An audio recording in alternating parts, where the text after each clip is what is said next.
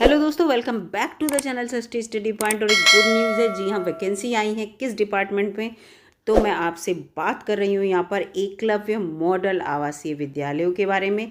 यहाँ पर वैकेंसी आई हुई है। जैसे कि आपने नवोदय विद्यालय देखे होंगे, उसके साथ साथ आपने कस्तूरबा गांधी कन्या जो विद्यालय होते हैं वो भी देखे होंगे। इसके साथ साथ जो केंद्रीय विद्यालय होते हैं उन्हीं की क्रम में या उन्हीं की तर्ज पर ये एकलव्य मॉडल आवासीय विद्यालय बनाए जा रहे हैं। ब्लॉक स्तरीय विद्यालय होंगे और इसमें क्या होगा, जो शेड्यूल्ड ट्राइब्स यानी कि एसटी के बच्चे हैं उनको यहाँ पर पढ़ाया जाएगा।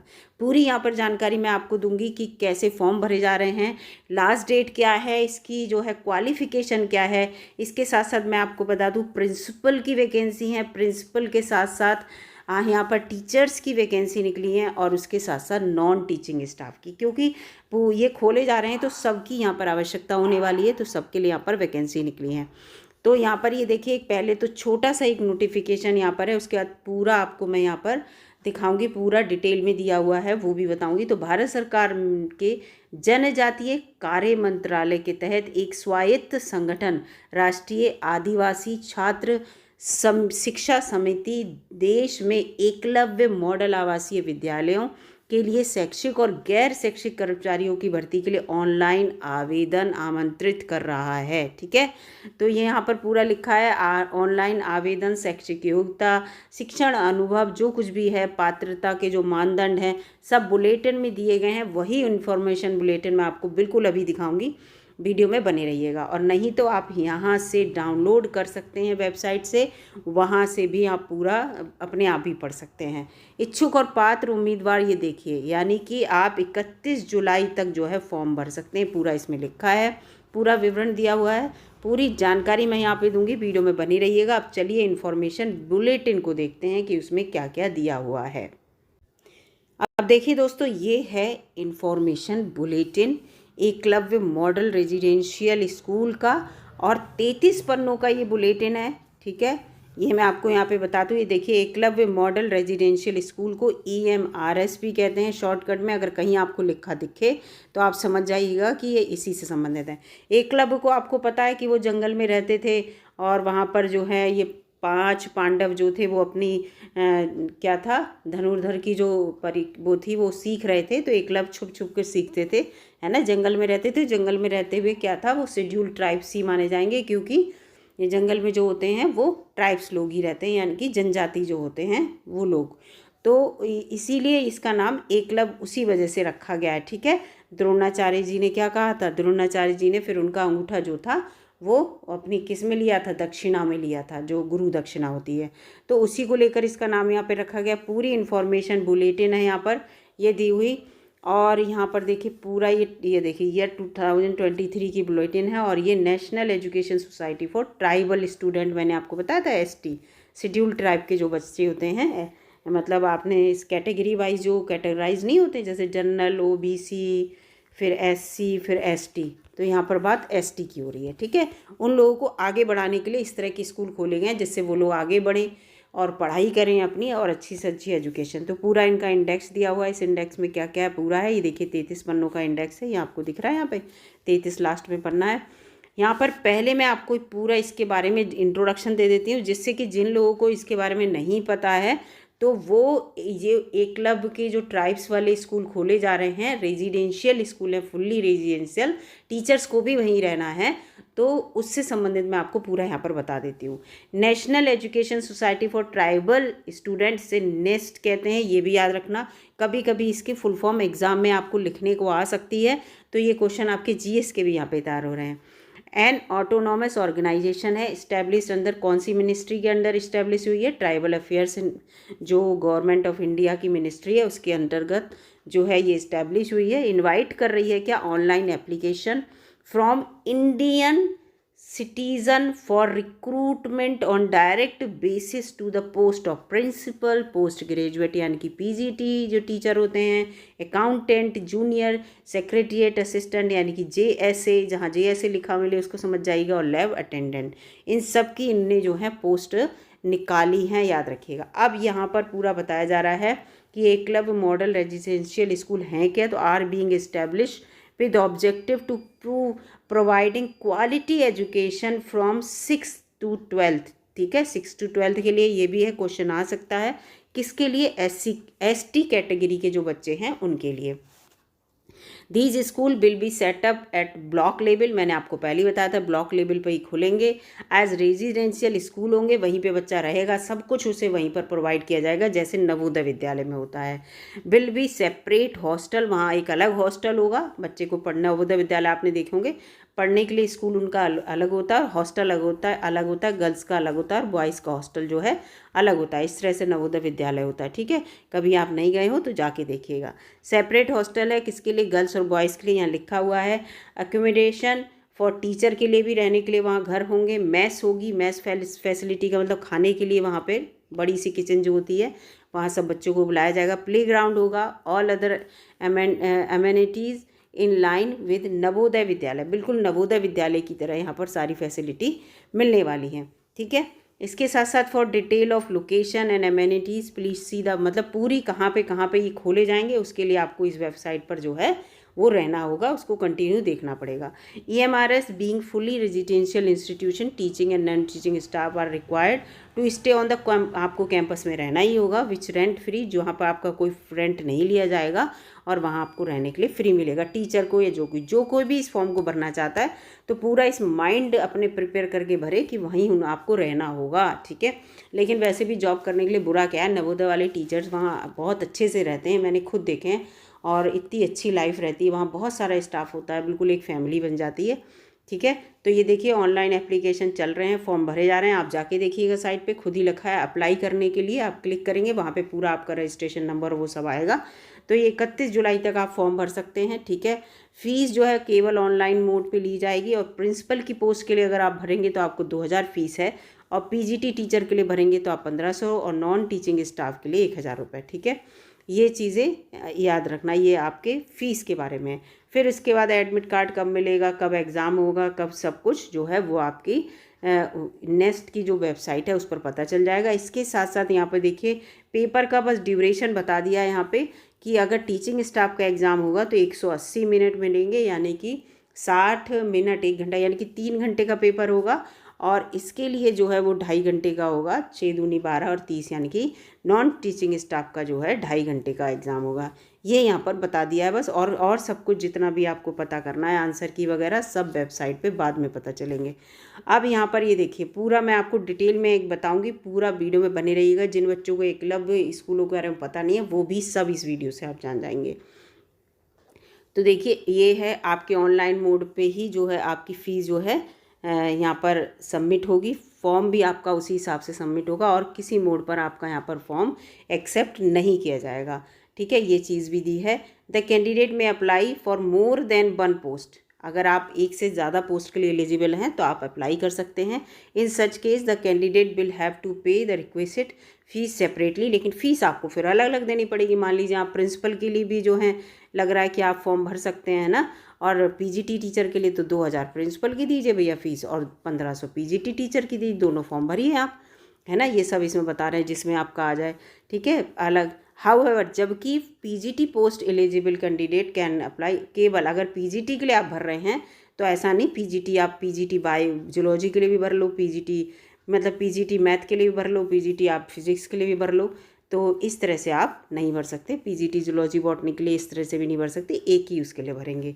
No fee is required to paid candidate belonging to the SC ST और PW, मतलब जो फिजिकली हैंडीकैप्ड बच्चे होते हैं उनके लिए, और SC ST के लिए, इनके लिए कोई फ़ीस नहीं होगी। ये सब इसमें लिखा है। Candidate have to pay fees separately if we are apply, वही एक से ज़्यादा पोस्ट के लिए अगर आप अप्लाई कर रहे हैं तो इसमें पूरा लिखा है। फिर उसके बाद ऑनलाइन एप्लीकेशन फॉर्मेट, वैकेंसी, ये सब इसमें दी हुई हैं, ये सब यहाँ पे लिखा है। फिर कैंडिडेट, ये पूरा यहाँ पे लिखा हुआ, फिर candidate shell ensure that the information entered by them respective online application format is correct, information provided by the candidate in their respective online application form, जैसे सब कुछ यहाँ पर आपका ये लिखा हुआ है, ये चीज़ आपको देनी पड़ेगी। ठीक है, तो ये सब आपको यहाँ पर फाइनल सब कुछ ये पूछा है। नेक्स्ट डू नॉट एडिट, ये सबसे लाइन इंपॉर्टेंट है यहाँ पर कि नेक्स्ट जो है आपको एडिट, मॉडिफाई, एल्टर कोई भी इंफॉर्मेशन इन सब आपका जब फॉर्म कंप्लीट हो जाएगा, सबमिट हो जाएगा, तो कोई भी आपको चांस नहीं है कि आप इनमें कोई मॉडिफिकेशन कर लें। इसलिए फॉर्म जब भरें तो आप उसको पूरी डिटेल कोई लिखा है अच्छे से, कैंडिडेट जो है अटमोस्ट लिखा है। अटमोस्ट माने बहुत ज़्यादा ज़रूरी है, कॉशन लेना, प्रिकॉशन लेना आपको, ठीक है। कोई भी फॉर्म भरने से पहले इसके बारे में इन्होंने कह दिया, ठीक है, इस चीज़ को लिखा है। और नेक्स्ट जो है आपकी डिक्लेम कर देगा, किसी भी उसको नहीं मानेगा, any liability that may arise candidate due to incorrect information provided by him. और अगर आपने ऑनलाइन फॉर्म में अपने कोई भी इनकरेक्ट इन्फॉर्मेशन दी है तो आपके लिए वो गलत ही है, तो वो गलत है, इसको माना जाएगा, ये चीज़ है। इन केस ऑफ एनी, अगर कहीं पे आपको हिंदी में गलती दिख रही है तो हर जगह लिखा होता है इंग्लिश वर्जन को जो है फाइनल माना जाएगा, कि अगर वही बात इंग्लिश में लिखी है और सही है तो इंग्लिश वाले वर्जन को सही माना जाता है, हिंदी वाले वर्जन को नेगलेक्ट कर दिया जाता है। ऐसे ही एग्ज़ाम में होता है। द कन्फर्मेशन पेज जो है तभी जनरेट होगा जब आप फीस पहले सबमिट कर देंगे। ये हर जगह होता है, कन्फर्मेशन पेज तभी जनरेट होगा जब आप पहले फ़ीस जमा कर देंगे। तो पहले फ़ीस जमा करेंगे तभी आपका फॉर्म जो है वो कंफर्म होगा। ऐसा नहीं फॉर्म जमा हो जाए और फीस आपकी बाद में हो जमा, ठीक है। ये सब बातें इसमें लिखी हैं। ईमेल एड्रेस और मोबाइल नंबर आपको बिल्कुल सही देना होगा जो भी आपका चल रहा है। ऐसा नहीं है कि आप गलत दें, क्योंकि आपको जो इन्फॉर्मेशन है वो एसएमएस के थ्रू, मोबाइल पर या ईमेल एड्रेस पर ही दी जाएगी। अगर आपके लिए किसी भी ऐसी कंडीशन हो गई कि आप नॉन कम्युनिकेशन हुआ या मिस कम्युनिकेशन हुआ तो नेस जो है वो इसके लिए जिम्मेदार नहीं होगा। इस चीज़ को याद रखना। नेस की फुल फॉर्म मैं बता चुकी हूँ तो इसको यहाँ पर मैं बार बार बता नहीं रही हूँ। नेक्स्ट माने घोंसला मत समझ लीजिएगा, ठीक है, इस बात को भी बता रही हूँ, ठीक है। Candidate shell appear eight their own cost. और अगर आपका फॉर्म भर देते हैं आप और पेपर देने जाना है तो यहाँ पर लिखा है कि आप अपने पैसों से ही जाएंगे, आपको कोई पैसा नहीं मिलेगा। ये मत सोचिएगा कि एसटी के लिए ये भर्तियाँ हो रही हैं तो हो सकता है कोई रिलैक्सेशन मिल जाए, नहीं, ठीक है। और कैंडिडेट कोई भी फॉर्म भर सकता है, ये मत सोचिएगा कि एसटी बच्चों के लिए तो एसटी वाले फॉर्म भरेंगे, नहीं, हर कैटेगरी का बच्चा फॉर्म भर सकता है, इस चीज़ को, ठीक है। तो यहाँ पर ये बात अपने माइंड से निकाल दीजिए। बस ये है कि आवासीय विद्यालय हैं, हर ब्लॉक स्तर पे बनेंगे, आपको वहाँ रहना होगा, ये सब बातें ध्यान में रखिए, ठीक है। In case it is found any time in future, अगर आपके मतलब वही है कि आपने मिसलीड किया या आपने गलत इन्फॉर्मेशन दी तो डिवार कर दिया जाएगा आपका, वो सब लिखा है। फिर आप एग्जामिनेशन सेंटर में हैंड बैग, पर्स और ये पेपर, स्टेशनरी, टेक्सचर मटेरियल ये सब ले जाना अलाउ नहीं होगा, ये सब इसमें लिखा है। अब यहाँ पर आ जाते हैं टोटल वैकेंसी के बारे में क्या दिया है, ये इंपॉर्टेंट है यहाँ पर। तो टोटल वैकेंसी आप देख लीजिए 4062 वैकेंसी है। सबसे पहले तो यहाँ पर देख लीजिए प्रिंसिपल की 303 वैकेंसी हैं। सबसे ज़्यादा वैकेंसी पीजीटी की हैं, यानी कि पोस्ट ग्रेजुएट टीचर की, अकाउंटेंट की 361 है, और जूनियर सेक्रेटरीट असिस्टेंट जेएसए की 759 हैं, और लैब अटेंडेंट की 373 हैं, और पीजीटी की सबसे ज़्यादा हैं 2266 वैकेंसी, ठीक है। टोटल 4062 में तो आधी तो जो है वो पीजीटी ले गए हैं, ठीक है।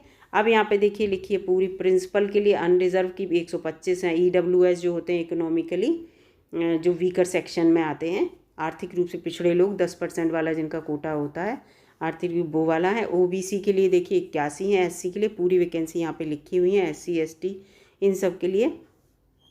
और इसमें जो ये हैं विजुअली हैंडीकैप्ड और इन सब के लिए जो हैं वो वैकेंसी यहाँ पर ये इस पोर्शन में नहीं है, तो इस चीज़ को ध्यान रखिएगा आप प्रिंसिपल के लिए, ठीक है।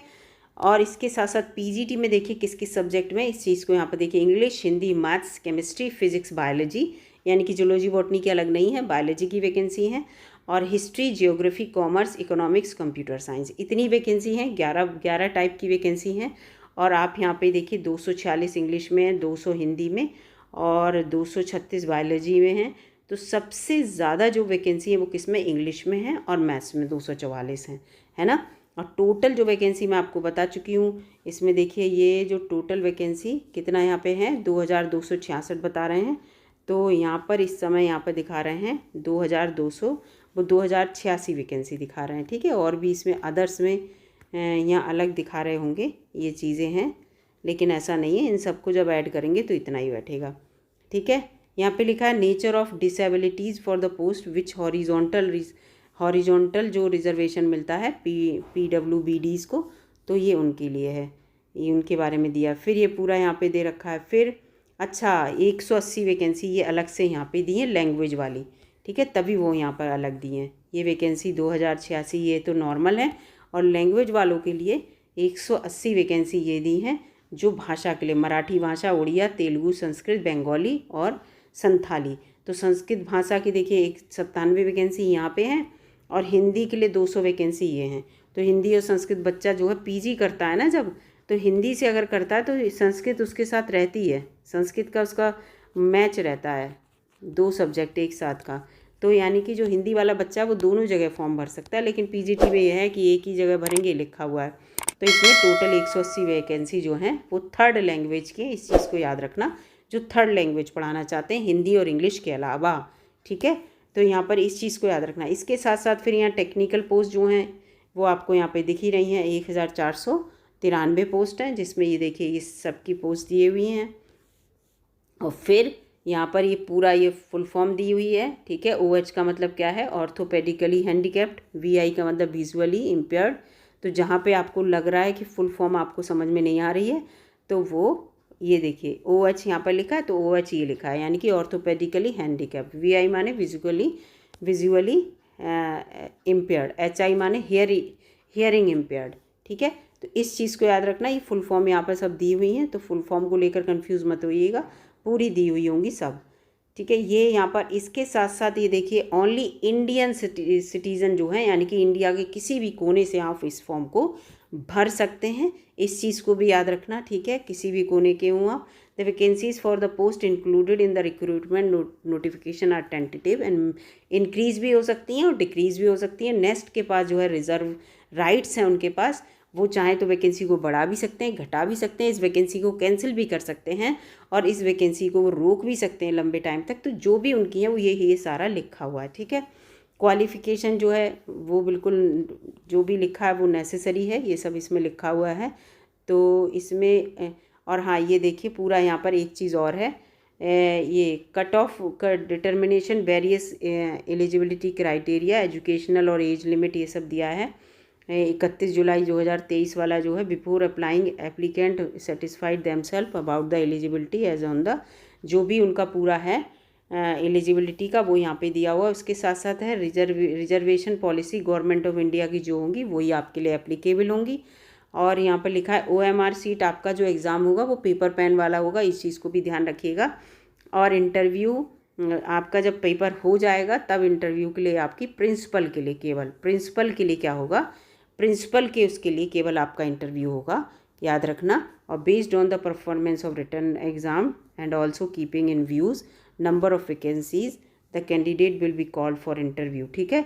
उनमें नंबर ऑफ, और क्या रेशियो रहेगा, पर्सनल इंटरेक्शन इन रेशियो 1:3। एक वैकेंसी के लिए वो 3 कैंडिडेट को बुलाएंगे।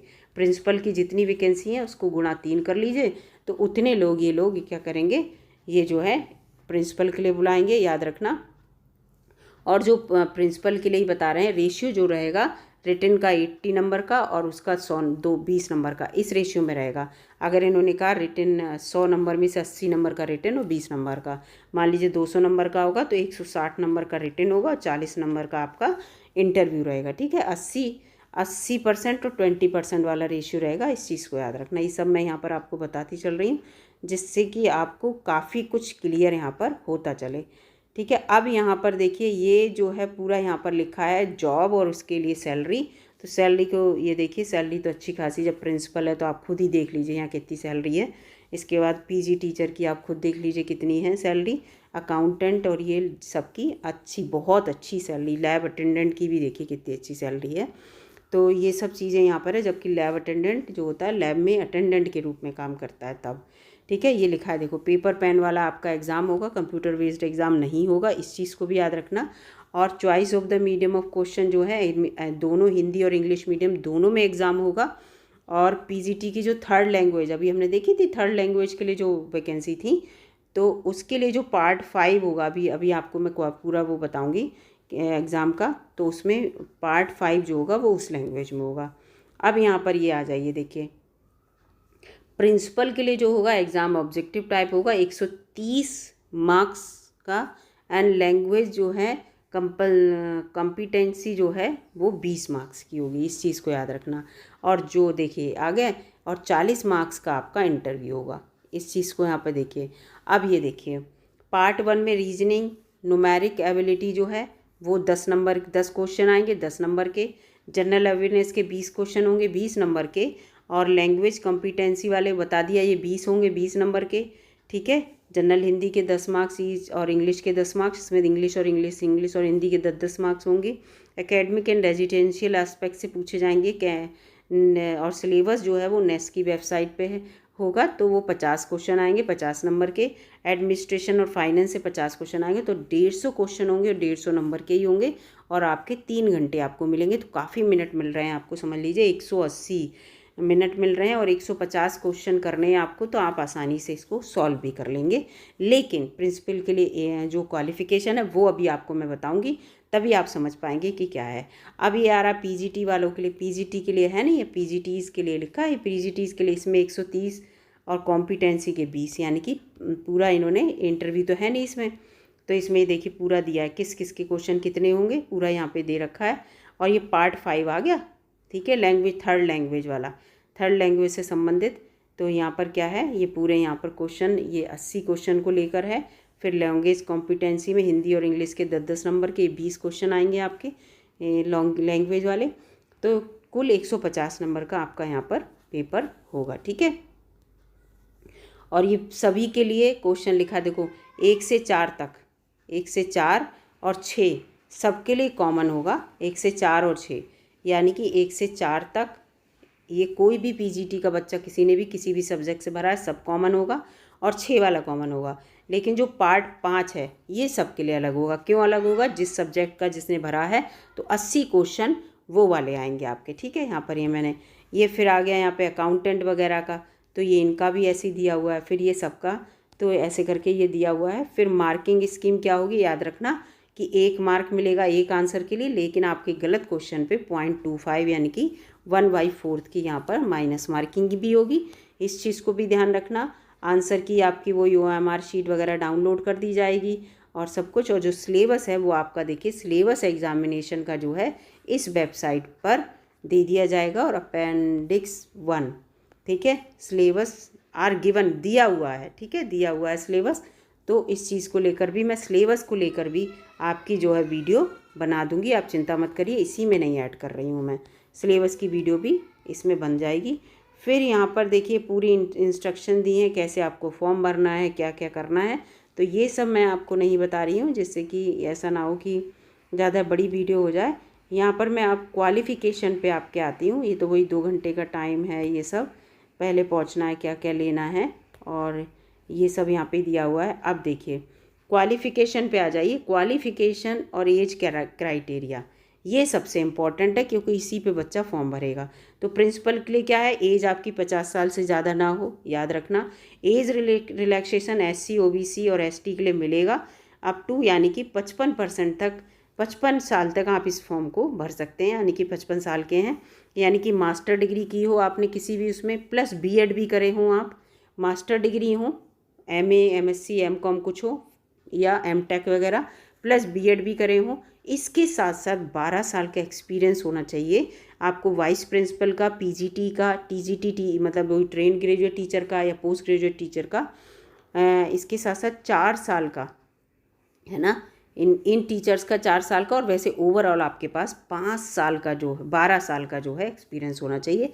इसके साथ साथ डिज़ायरेबल है, अगर आप पे है तो ठीक है, नहीं है तो कोई बात नहीं। एक्सपीरियंस हो, फुल्ली रेजिडेंशियल स्कूल में वर्क किया हुआ हो, आपकी इंग्लिश हिंदी और रीजनल लैंग्वेज में प्रोफिशिएंसी हो, यानी कि आप इंग्लिश भी अच्छी बोल लेते हो, हिंदी भी, ये इंटरव्यू में आपका देखा जाएगा, ऐसा कुछ नहीं है।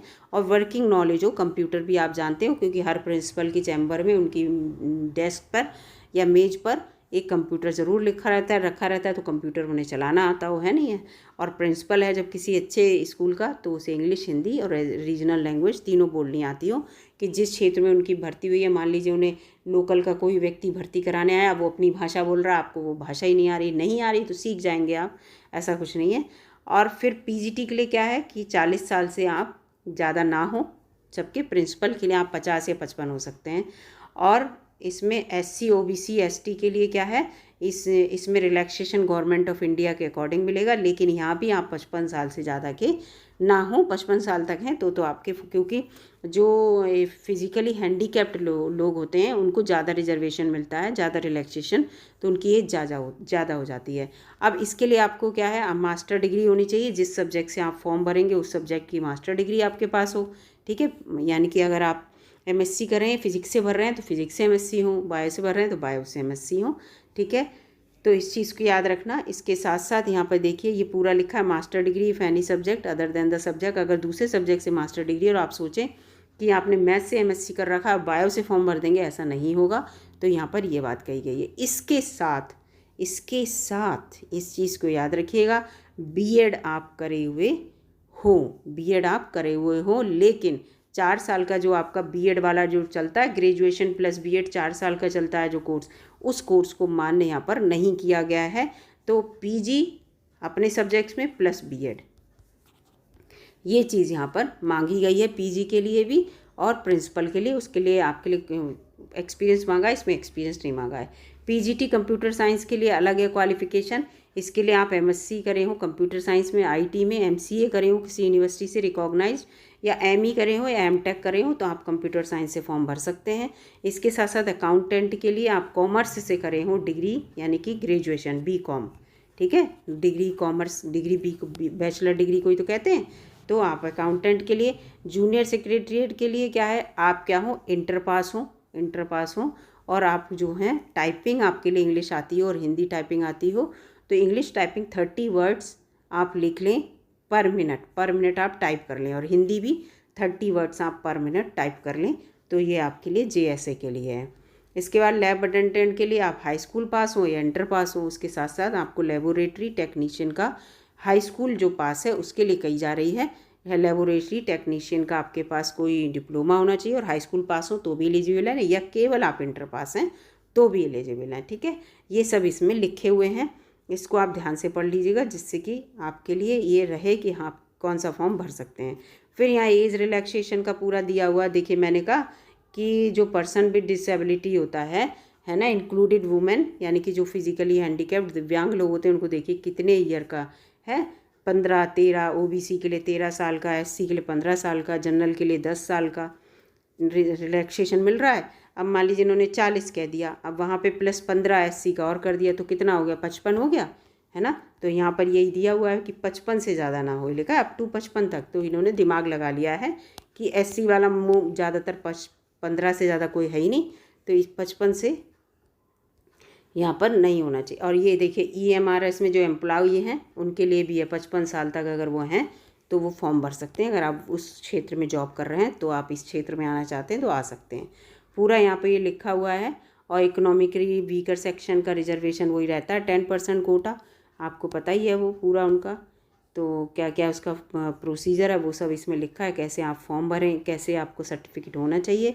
तो अनफेयर मीन का लिखा है कि किस किस मामले में आपको अनफेयर मीन माना जाएगा, तो वो सब नहीं। यहाँ पर आप सर्टिफिकेट की देखिए फिजिकल ये, और हाँ जो फिज़िकली हैंडीकैप्ड हैं उनका जो सर्टिफिकेट होना चाहिए, यानी कि जो दिव्यांग लोग हैं 40% से कम का ना हो, है ना। ये आप सबको भी पता होगा, फॉर्म भरते होंगे कि उसमें लिखा हो कि ये जो फिज़िकली या मेंटली वीक हैं तो 40% हैं या उससे ज़्यादा हैं, लेकिन उससे कम अगर आप होंगे तो आप एलिजिबल नहीं होंगे, ठीक है। तो इस चीज़ को भी ध्यान रखना, आप उनका सर्टिफिकेट कितने % का बना है, तो ये चीज़ भी ध्यान रखने वाली बात है। यहाँ पर ये सब सर्टिफिकेट दिए गए हैं। तो जितनी इंपॉर्टेंट बातें थी वो मैंने आपको सब बता दी हैं। अब एग्ज़ामिनेशन मैं आपको बता दूं, एग्ज़ामिनेशन जो है कितने सिटी में होगा ये पूरा यहाँ पर लिखा है, और एक एक शहर में होगा सबका। जैसे कि यूपी का मैं बता दूं तो यूपी का एग्ज़ाम आपका लखनऊ में होगा, इस चीज़ को याद रखना। सिक्किम का गंगटोक में होगा एग्ज़ामिनेशन, वेस्ट बंगाल का कोलकाता में होगा, और उत्तराखंड वालों का देहरादून में एग्ज़ाम होगा, यानी कि उनकी राजधानी में होगा। इस चीज़ से मतलब यही आ रहा है। तो इन सब चीज़ों को याद रखना। और चॉइस वगैरह उसमें आ ही रही होंगी, कितनी चॉइस भरनी है फॉर्म में। तो और जो सिलेबस है वो मैं आपको बता दूंगी। मुझे जितनी यहाँ पर जानकारी देनी थी मैं आपको दे चुकी हूँ, और यहाँ पर मुझे नहीं लगता और कुछ जानकारी की अभी फॉर्म भरने के टाइम में आपको ज़रूरत है। वैसे जो भी जानकारी होगी मैं आपको सब इससे अपडेट कराती रहूँगी। वीडियो अगर अच्छी लगी है तो लाइक कीजिएगा, और पूरा अगर आपको अपडेट चाहिए इसके साथ साथ इसमें जनरल अवेयरनेस के भी क्वेश्चन आएंगे, आपको मैं सिलेबस दिखाई चुकी हूँ। तो ये जो है जीएस की वीडियोस चैनल पर जाती रहती हैं, वो मैं अपलोड करती रहूँगी। उसके बाद बिहार अध्यापक है और जो ग्राम पंचायत अधिकारी हैं, इनकी वैकेंसी आई हुई है, इन सब के आपने फॉर्म भरे होंगे, ये भी फॉर्म भरेंगे, तो उनके लिए भी वीडियो चैनल पर अपलोड करूँगी मैं, बिल्कुल फ्री ऑफ कॉस्ट, कोई पैसा नहीं। बस ये है कि फ्री में, फ्री का ही नहीं, मतलब मुझे जितनी नॉलेज है मैं कोशिश करूँगी कि मैं बच्चों तक पहुँचा पाऊँ, ठीक है, या जो नॉलेज मुझे मिलती है वो बच्चों को दे पाऊँ, ठीक है। बस इतना मेरा लक्ष्य रहता है। वीडियो अगर अच्छी लगी हो तो लाइक कीजिएगा, चैनल पर नए हो तो सब्सक्राइब कीजिएगा। ऐसी सारी न्यूज़ मैं आपको देती रहूँगी। मिलती हूँ अगली वीडियो में, तब तक के लिए नमस्कार दोस्तों।